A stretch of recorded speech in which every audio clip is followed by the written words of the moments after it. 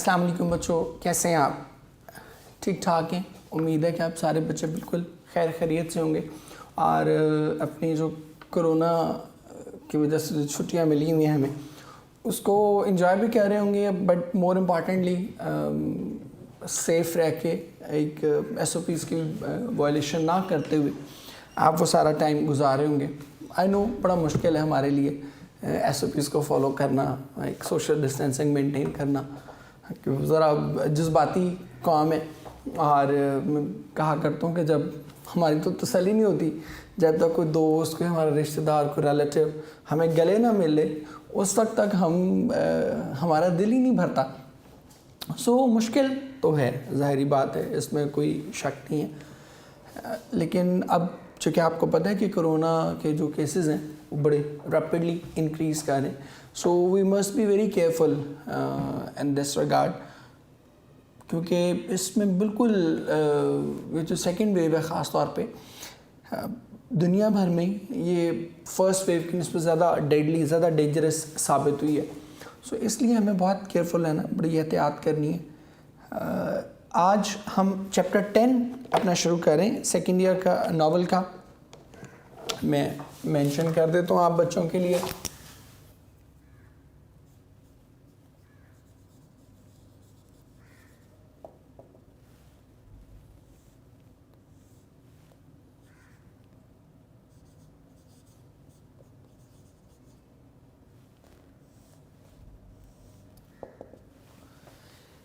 आज नावल का हम चैप्टर 10 ऑलरेडी स्टार्ट कर चुके हुए थे, उसी को ही बेसिकली कंटिन्यू करना है हमने।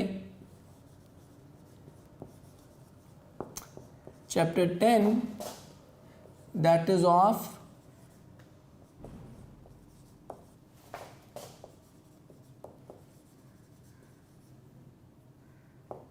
Good bye mister chips.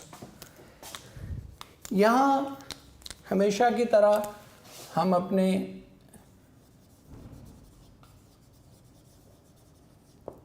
Synonyms करेंगे।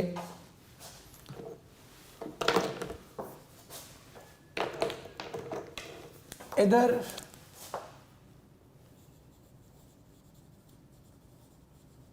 अपना ग्रामर का काम करेंगे और एंड पे जैसे हमने लास्ट लेक्चर्स में किया था, एंड पे हम उनके क्वेश्चंस कर रहे होंगे। सो लास्ट हमने यहाँ तक कर लिया था कि वो स्ट्राइकर से उसकी मुलाकात होती है और क्रिकलेट एक बच्चा है, उसको वो स्ट्राइकर से मिलवाता है और क्रिकलेट बड़े हैरान कुन अंदाज में उसको देखता है कि ये एक स्ट्राइकर से मुलाकात कर रहा है, और उसकी सारी एक आपको पीछे जो हिस्ट्री है वो भी मैंने बता दी थी। तो अब यहीं से हम स्टार्ट करें, पेज नंबर 23 का लास्ट पैसेज है जहाँ से हमने शुरू करना है। Because always, whatever happened and however the avenues of politics twisted and curved, avenues कहते हैं roads, paths, track, twisted को कहते हैं turn, curl,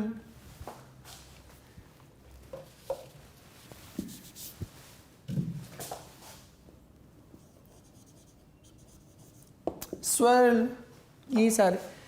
Because always whatever happened and however the avenues of politics twisted and curved, कहते कि और इसलिए भी कि चाहे जो कुछ भी होता या सियासत की राहदारियों में जैसी मर्जी तब्दीलियाँ आती, he had faith in England, उसे इंग्लैंड पर एतबार था। In English flash and blood, flash and blood वैसे तो कहते हैं फ्लैश का मतलब होता है मीट और ब्लड आपको पता ही है खून।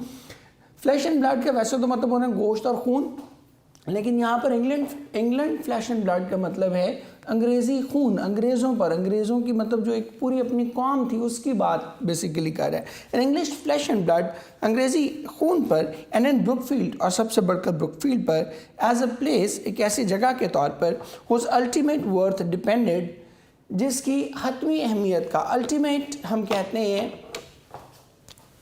अल्टीमेट कहते हैं फाइनल, और वर्थ हम कहते हैं वैल्यू।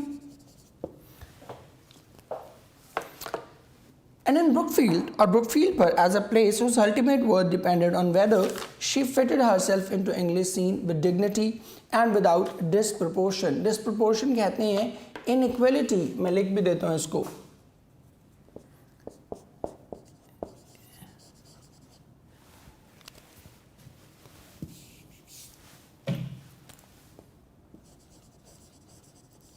inequality या एक और वर्ड भी इसके लिए यूज करते हैं डिस्पैरिटी। ठीक है, डिस्पैरिटी मीन्स कहते हैं कि एक अदम मुसावात जिसको आप कहते हैं। कि सबसे बढ़कर इंग्लैंड पर और ब्रुकफील्ड पर एक ऐसी जगह के तौर पर जिसकी हतमी अहमियत का तयन इस बात से होना था कि क्या वो इस बदले हुए मंजरनामे में ख़ुद को एक पुरएतमाद अंदाज में विद डिग्निटी, पुरएतमाद अंदाज में, बड़े अपनी शान व शौकत को बरकरार रखते हुए पुरएतमाद अंदाज में और बग़ैर अदम मुसावात का शिकार हुए ढाल सकता है या नहीं। ठीक है, अब पहले मैं इस पूरे को ट्रांसलेट कर देता हूँ ताकि आप लोगों को समझ आ जाए कि वो बात क्या कहना चाह रहे हैं।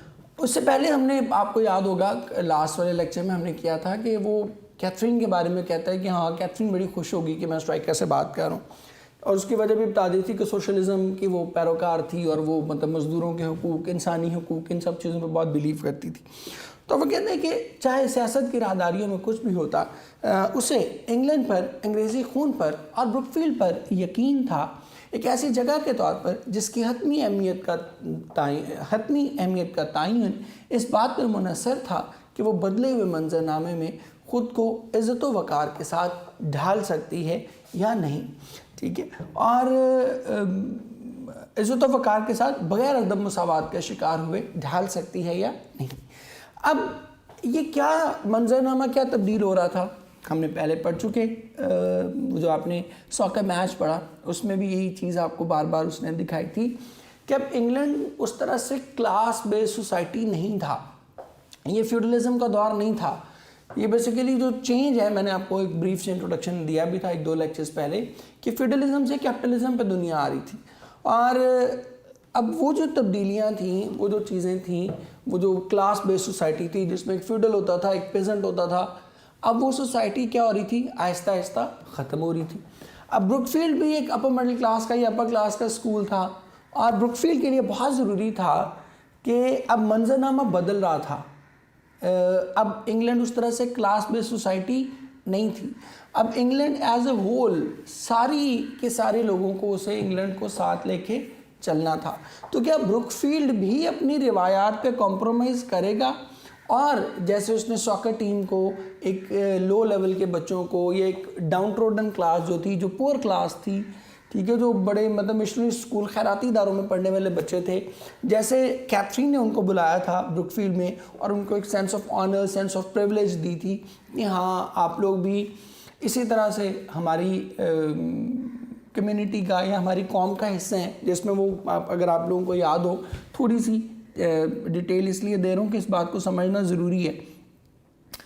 कैथरीन उससे बेसिकली कहती है कि ये जो those popular boys are as important for England as you are, ठीक है, कि जितने तुम इंग्लैंड के लिए अहम हो, जितना ब्रुकफील्ड अहम है, इतने ये गरीब बच्चे भी इतने ही ज़्यादा अहम हैं।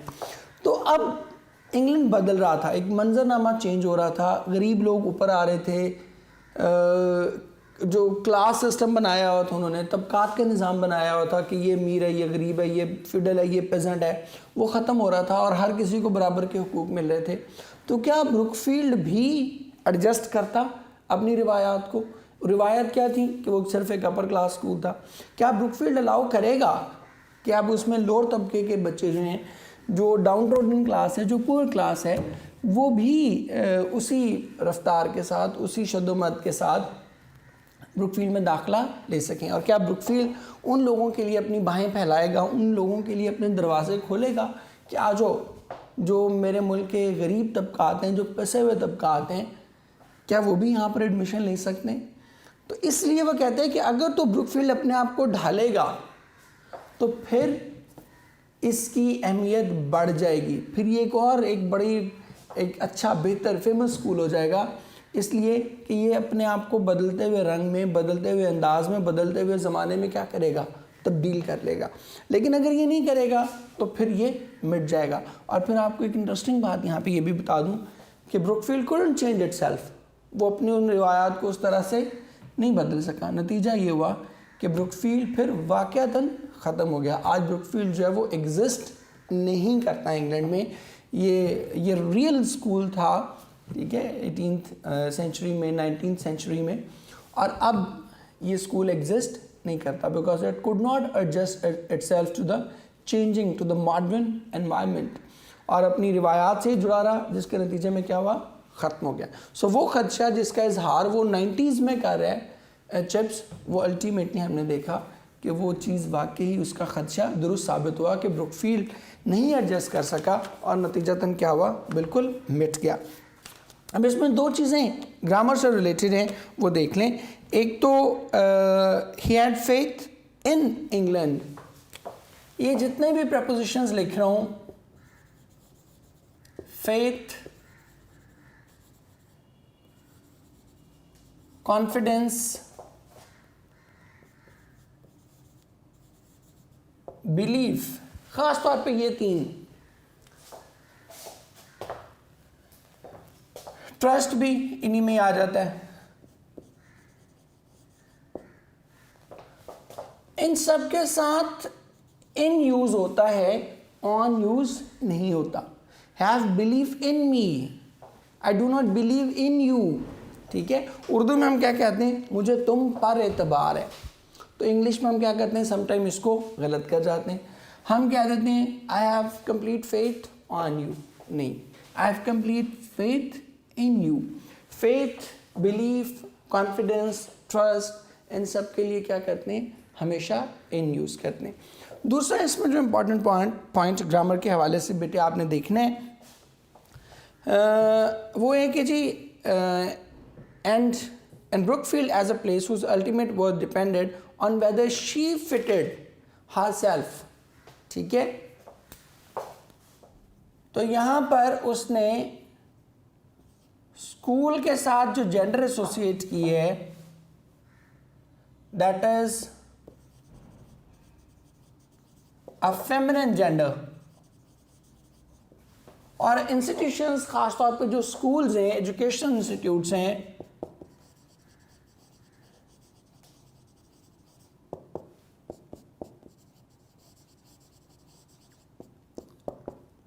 इनको अगर आप पर्सोनिफाई करेंगे, इनको पर्सोनिफाई करेंगे तो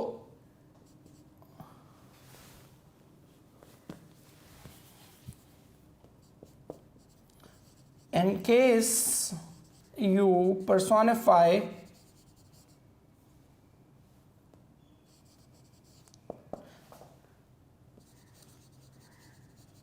always use फेमिनिन जेंडर, तो इनके साथ फेमिनिन जेंडर इस्तेमाल होगा, हमेशा शी यूज़ करेंगे, ही यूज़ नहीं करेंगे। मतलब वो ये भी तो क्या, वेदर ही फिटेड इटसेल्फ, ठीक है, तो उसने ही नहीं यूज़ किया, उसने क्या यूज़ किया, शी, क्योंकि इदारों के साथ हम क्या यूज़ करते हैं, हमेशा शी यूज़ करते हैं, ही कभी भी यूज़ नहीं करते। अच्छा जी, he had been left with a vision that grew clearer with each year, कहते कि विजन कहते हैं थॉट, मैं लिख भी देता हूँ आप बच्चों के लिए,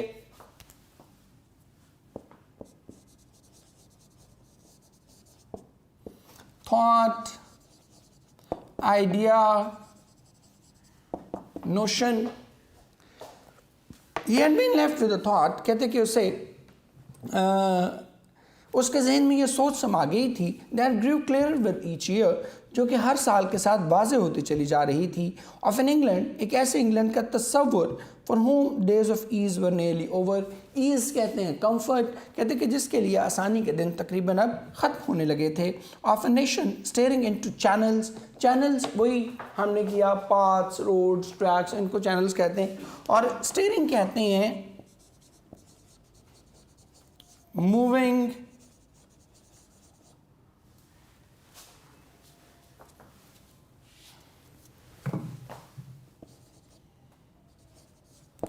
traveling, voyaging,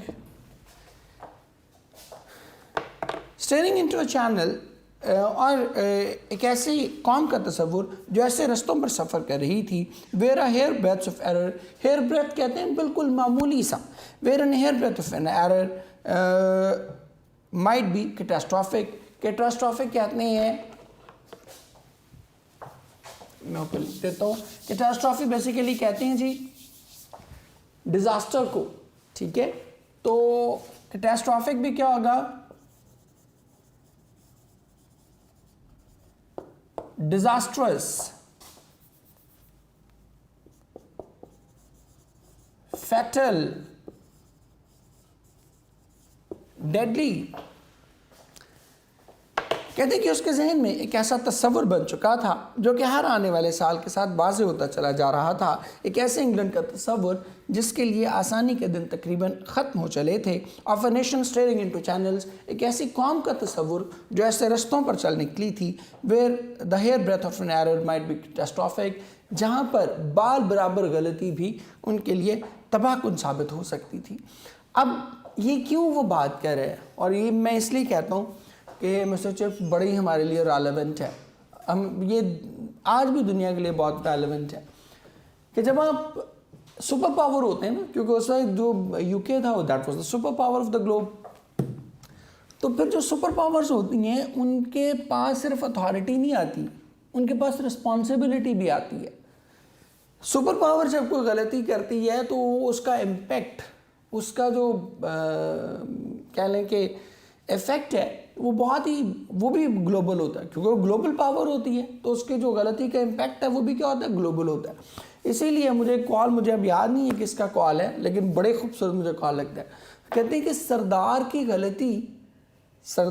गलती भी गलतियों की सरदार होती है, क्योंकि जितने बड़े इंसान हैं ना, जितनी बड़ी कौम है, जितनी बड़ी पावर है, जितना बड़ा आपका लाइक एक इम्पैक्ट है, आपकी गलती का इम्पैक्ट भी क्या होगा, उतना ही मैसिव होगा। तो वो ये चिप्स इस बारे में परेशान था कि इंग्लैंड अभी कितनी बड़ी पावर है और इसने इतनी जगह पे महाज खोले हुए, इतनी जगह पे टांग फंसाई हुई है कि ये किसी भी वक्त इसके लिए तबाही का आगाज़ हो जाएगा, और ये जो हमारी इतनी बड़ी एम्पायर है, it will be reduced, it will be cut down to its size, ये वापस दोबारा हम सिमटने की तरफ आ जाएंगे। और फिर आपने देखा कि वही हुआ कि वो इंग्लैंड जिसके बारे में कहते थे कि उसका सूरज कभी गुरूब नहीं होता, आज वो इंग्लैंड चंद जजीरों पर मुश्तमिल एक बहुत एक छोटा सा, ऑल्दो कि अभी भी वो सुपर पावर है, लेकिन वो जो उसका एक माइट था, वो जो उसकी एक ताकत थी, वो जो एक ग्लोबल सुप्रीमेसी थी, वो अब बरकरार नहीं रही।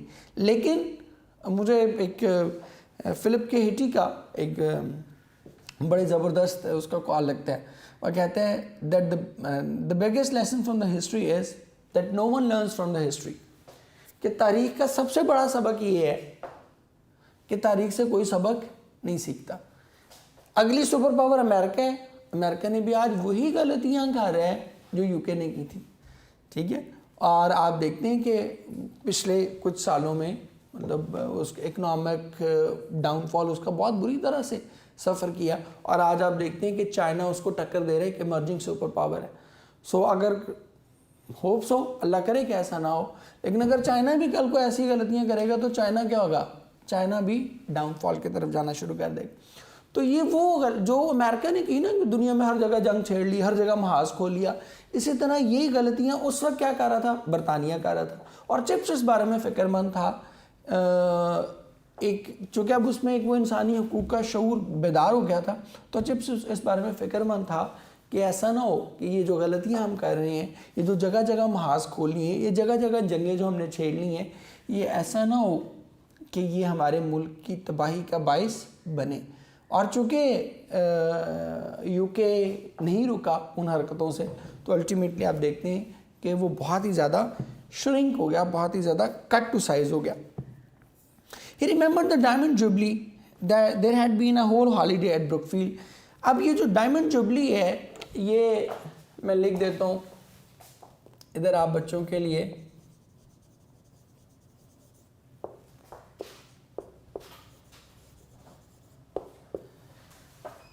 ये डायमंड जुबली सेलिब्रेट की गई थी 1897 में, और ये डायमंड जुबली किसकी थी?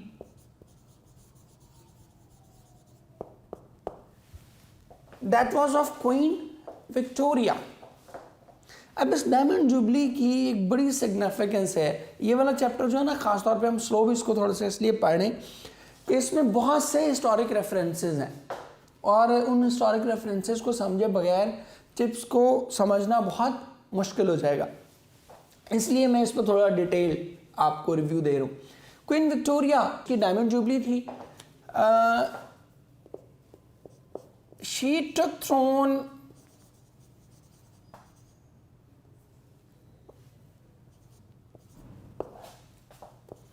in 1837।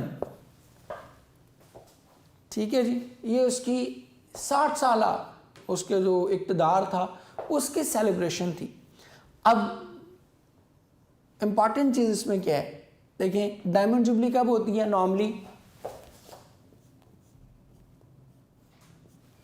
Normally it is celebrated after 75 years। कितने? नॉर्मली 75 सालों पे मनाई जाती है, but this jubilee, this event was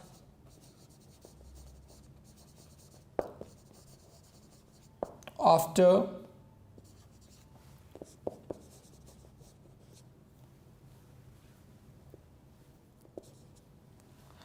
ये सिर्फ 60 साल बाद ही डायमंड जुबली सेलिब्रेट करना शुरू कर दी गई।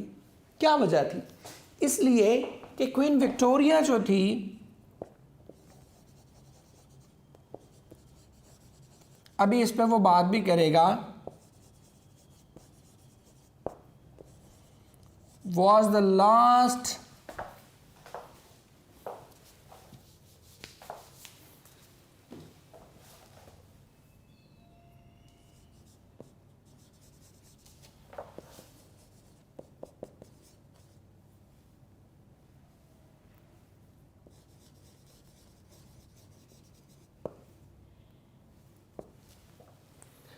Queen Victoria was the last queen of feudalism.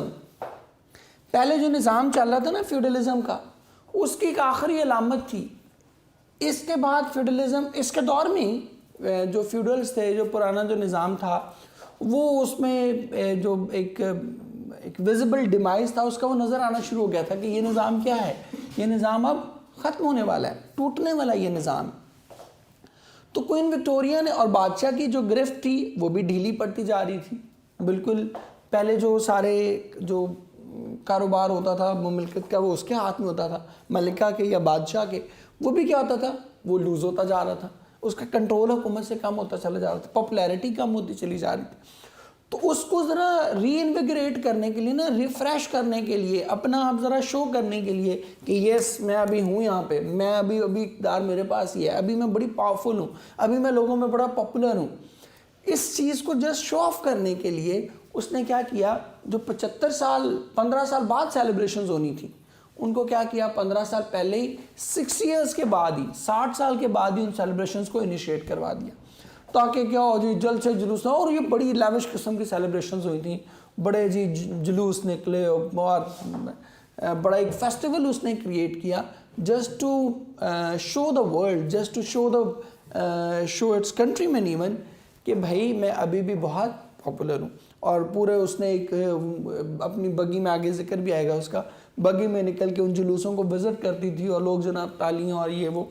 So it was just a last effort, बिल्कुल एक आखिरी कोशिश थी कि किसी न किसी तरह इक़्तिदार पर अपनी जो गिरफ्त है उसको मजबूत रखा जा सके और किसी न किसी तरह अपनी पॉपुलैरिटी को एक बार फिर शो करवाया जा सके कि I am still very popular. तो इस चक्कर में उसने क्या किया, जो 75 साल में सेलिब्रेशंस होनी थी उनको क्या किया, 10 साल पहले, 15 साल पहले ही, 60 साल बाद ही डायमंड जुबली सेलिब्रेट करना शुरू करवा दिया। आगे इसका तज़किरा भी आएगा, इसलिए डिटेल से बताइए बात। He remember the diamond jubilee, कहते कि उसे डायमंड जुबली भी याद थी। There had been a whole holiday at Brookfield, कहते कि उस दिन ब्रुकफील्ड पर पूरे दिन की छुट्टी थी। And he had taken Kathy to London to see the procession. Procession कहते हैं मीटिंग, ठीक है, वो जो जलसा जुलूस था, कहते हैं, और वो खुद जुलूस दिखाने के लिए कैथरीन को लंदन लेकर गया था। अब ये भी चूँकि पुरानी ख्यालात से बिलोंग करता था चिप्स, तो अभी भी उसकी किंग से जो एक वफादारी, एक मोहब्बत और एक अटैचमेंट थी वो मौजूद थी। तो वह कैथी को भी लेके गया है, क्या हम वो उसकी रैली, उसका जलसा देख कर आते हैं। That old legendary lady, legendary कहते हैं जी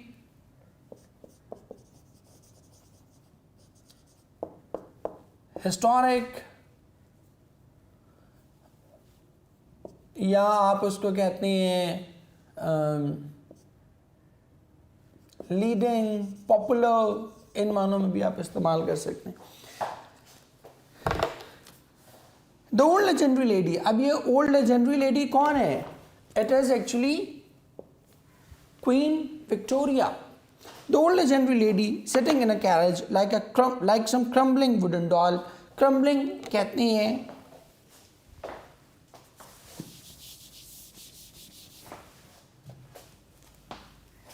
crumbling, weak,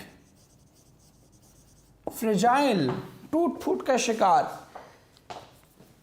That old legendary lady sitting in the carriage like some crumbling wooden doll, कहते कि वो बूढ़ी खातून जो उस बग्गी में ऐसे बैठी थी जैसे वो कोई बहुत ही कमज़ोर काठ की गुड़िया हो, लकड़ी की कोई गुड़िया हो। had symbolized impressively so many things, वो बजा तौर पर ऐसी बहुत सी चीज़ों की अलामत थी that like herself were nearing an end, जो बिल्कुल उसी की तरह ख़ात्मे के करीब थी। अब ये इम्पॉर्टेंट चीज़ है, उसका भी खात्मा हो रहा है, मतलब वो ऑब्वियसली बूढ़ी है, बिल्कुल करीबुल मर्ग थी, ठीक है, तो उसका भी खात्मा हो रहा था, और इसके साथ साथ वो जिन चीज़ों की अलामत थी उनका भी खात्मा हो रहा था। और वो किन चीज़ों की अलामत थी? She was the symbol of feudalism. मैंने आपको बताया कि वो फ्यूडलिज्म के दौर की आखिरी मलका थी, ठीक है। सो इसलिए जैसे वो कहते हैं कि जैसे वो ख़त्म हो रही थी वैसे वैसे वो दौर भी ख़त्म हो रहा था जिसकी वो अलामत थी। वो किस दौर की अलामत थी? वो फ्यूडलिज्म की अलामत थी, और मतलब वो भी ख़त्म हो रही थी और फ्यूडलिज्म भी ख़त्म हो रहा था। Was it only a century और was it an epic? Epic कहते हैं एरा, एज, ठीक है। कहते हैं कि क्या ये महज सिर्फ एक सदी का खात्मा था?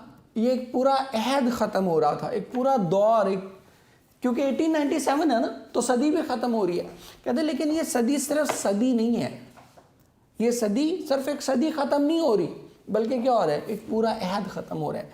क्यों ख़त्म हो रहा है? क्योंकि वो फ्यूडलिज्म, वो निज़ाम, वो क्लास बेस्ड सोसाइटी, वो तबकाती निज़ाम जिसने 5000 साल तक, तकरीबन 5 से 10,000 साल तक की ये है पूरी, 5000 साल तक रफली दुनिया को जकड़े रखा, इंसानों को महकूम बनाए रखा, इंसानों को मजबूर बनाए रखा, इंसानों को तबकात में तकसीम किए रखा। वो निज़ाम क्या था? वो आखिरकार ख़त्म होने वाला था, तकरीबन अपने ख़ात्मे के बिल्कुल करीब था।